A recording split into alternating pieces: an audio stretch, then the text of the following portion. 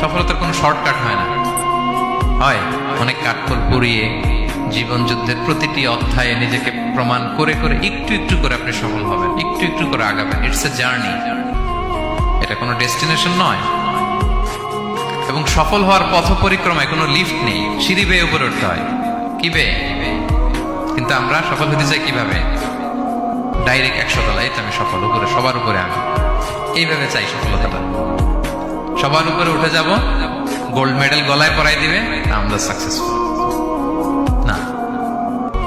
সফলতার রাস্তায় কোনো লিফট থাকে না। কি দিয়ে উঠতে হয়? সিঁড়ি বেয়ে ঘাম জড়িয়ে উঠতে হয়। দেখেন, শুধু আলোর মুখ দেখার জন্য মায়ের পেটে আমাদের কত সময় লাগছে বলেন তো?